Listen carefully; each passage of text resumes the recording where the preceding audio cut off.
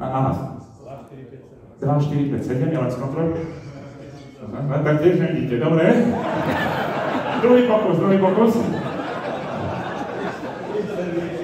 5, 4, 2, to dobre kúzlo. Na čísla. Áno. Takže 7, 5, 4, 2, ale viete, že takto, aby neboli dohady, tak ja mám to tam do ruky, viete čo, dávam do ruky fixku, hej. Označte tú bankovku, to bude na beton, že to je jeden jediný originál v tejto sále, hej. Takže ľudia sa tam podpíšte, alebo tam niečo nakreslíte, čo. Písali ste už niekedy po peniazoch? Nie. Ja tiež nie, není super, tak píšte. Preto toto vždycky nechávam písať diváka, lebo že vraj, toto je trestné, ja nie. No. To vám prinesie šťastie určite. Dobre. Keby náhodou ten trik nevyšiel, Braňo, tu mám takú malú krabičku. Väčšinou to vidia, keby náhodou, tak obsah tej krabičky potom. No. Vy vyzeráte tak zodpovedne pri tomto stole, ja to položím na ten stôl, dobre, tuto pred vás. Keby to náhodou nejak sa hýbalo, len tako postrážke, aby to nevtieklo, dobre? Inak počujete, už keď som tak blízko k vám, už tak zodpovedne nevyzeráte.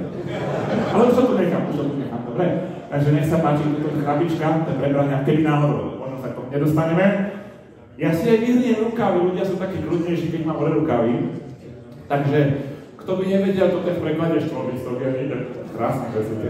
No, ja tú bankovku párkrát zložím na polovicu. Posledné štvorčíslo ešte raz opakujem, 7, 5, 4, 2. No.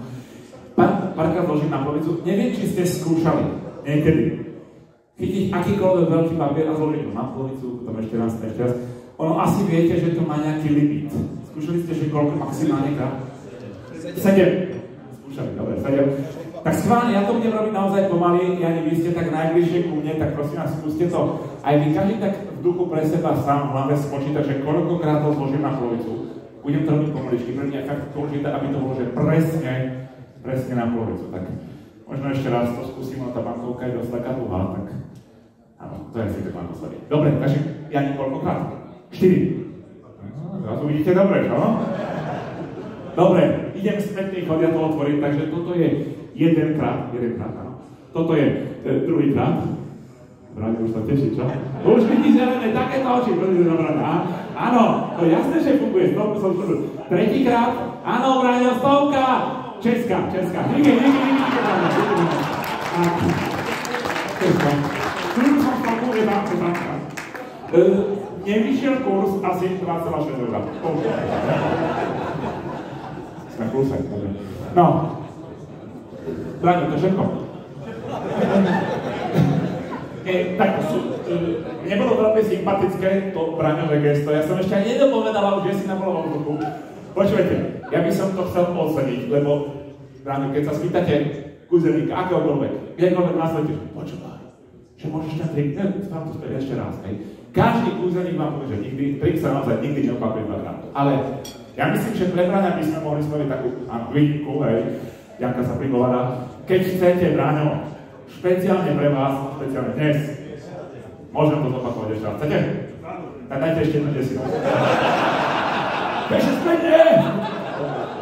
Braňo, to nepovedz. No nič, dobre. Tak máte tie možnosti, Braňo, buď si necháte ako pamiatku na dnešný večer originálnu českú stovku, 6, alebo tu leží tá krabička na tom stole.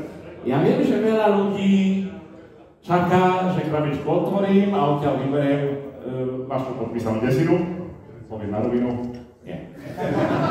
Ale niečo tam bude všetko. Tak, ale vyberte si stovka, alebo tá krabička. Je to na vás. Krabička. Tak vy ste hráč. To sa mi páči. Tak kým si to rozmyslíte, tak stovku si nechávam ja. Lebo ja viem, čo je vnútri. Je to ešte horšie ako české stovky.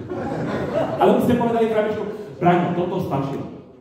4-krát vložiť na polovicu. A keby ste to boli bývali otvorili, je z toho späť tá vaša podpísaná desina. Vážne, Jani, aby ostatní verili, zoberte to do ruky vy. Hej, takto pred všetkými. Hej, zložte to na polovicu. 2, 3, vy ste bleskov a teda počujete 4. Dobre, dajte trošku vyššie, my to všetci videli tam vzadu. To stačí, Braňo. A pomalý to otvorte, to si to otvorte. Aha. Jasné, že to nefunguje, čo ste čakali? A čo to vzadu?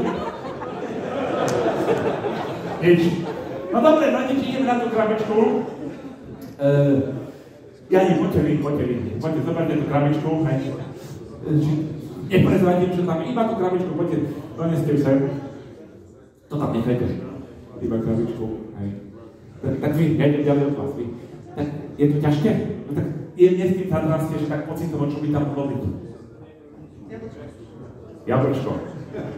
Bráňo, čo? Za 10 €? Lacnejšie potraviny. Dobre, tak. Opatrne, ja idem ďalej vás. Opatrne to otvorte. No, ne, tam mi to nepopádate. Poďte ďalej.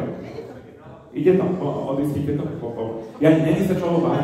Je to také akože vrecuško malé, tak môžete tak ako jemne, poďte ešte tuto vyššie, nepichajte do toho moc, nedražnite to. Jemne to poťažkajte takto na dlani. Nebudete sa môžete. No to zahráte, už toto môžete, to zahráte. Ale môžete sedieť. Čo? Citro? Hej, to musím už takto v ruke, hej? No dobre. Nebudem dlhšie napínať, Braňo. Chcem vám poďakovať za venovanie 10 € do programu a toto aspoň taká, dúfam, že malá náplast za to, že ste teda venovali tú desinu do programu, čo ťahám von. Je to citrón. Taký písľučný trošku teraz. Braňo, toto je špeciálna odroda len pre dnešný večer. Jani, počúvajte. Ja vám to kúpu, počúvajte. Čo? Nič? Skúste druhú. No? Nič? A to je normálne, si to nevidíme tu. No.